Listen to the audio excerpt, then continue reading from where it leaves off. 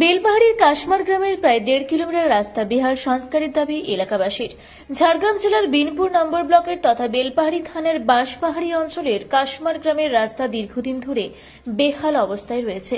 এই বেহাল রাস্তা এখনো পর্যন্ত সংস্কার করেনি স্থানীয় বাঁশপাহাড়ি পঞ্চায়েত বা বিনপুর 2 নম্বর পঞ্চায়েত সমিতি।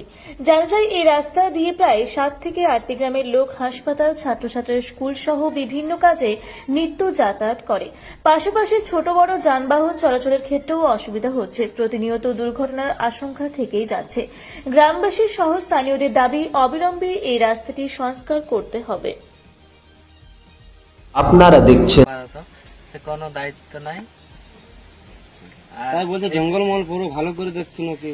আর ভালো এ তো এই বছর আগামী বছর থেকে এই রাস্তা, এটা রাস্তা নাই, অ্যাকচুয়ালি নদী হয়ে গেছে। হ্যাঁ অবশ্যই প্রত্যেকদিন আসা যাওয়া করছি, অবশ্যই রাস্তা নিয়ে বলবো না কেন।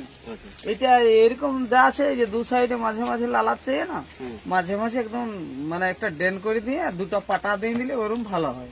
মানে এটা গাড়ি যাওয়া আসা ভালো মানে রাস্তাটা হোক, রাস্তাটা খুব কষ্ট হচ্ছে মাঝে মাঝে। এখানে যা সমস্যা, যে কোনো সময় অ্যাক্সিডেন্ট ঘটছে, অতএব আমিও চাইছি, আমরা সবাই চাইছি যাতে রাস্তাটা শীঘ্রের মধ্যে হয়, ঠিক না? গ্রামবাসীদের অসুবিধা, আমার বাচ্চাদের তো বেশি, অনেক বেশি অসুবিধা। সত্যি কথা, এটা একদম এটা হওয়ার দরকার আছে খুব একদম। মানে রাস্তা নাই, এই তো সরকার নয়, নিজের দরকার।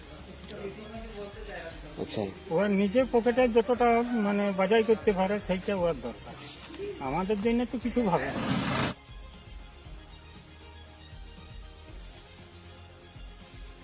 আপনারা দেখছেন রূপসী